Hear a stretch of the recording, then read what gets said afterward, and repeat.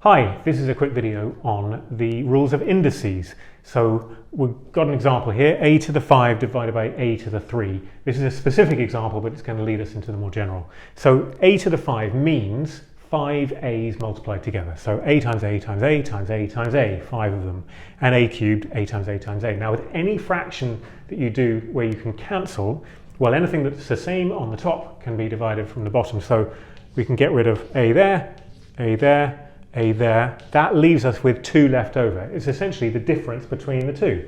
So the result is 2 a's are left multiplied together. That is a squared. Now that gives us the general rule that you've gone 5 take away 3. You've literally taken away by cancelling. So that gives you 2, where your general rule is a to the m divided by a to the n will be a to the m take away n. So that's your general formula for indices on divisions. Now, you could look at it some other ways and it'll give you some other useful rules. What if we had a to the 5 divided by a to the 5? Well, anything divided by itself is 1, right? We know that.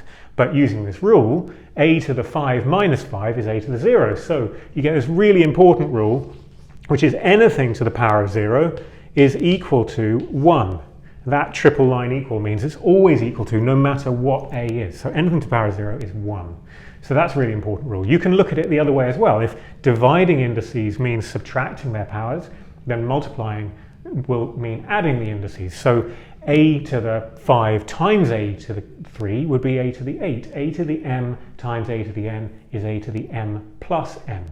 One last one for you. If you do a to the m to the power of n, that means n times these ma's. So you get a to the m times n. So that's the third really important rule.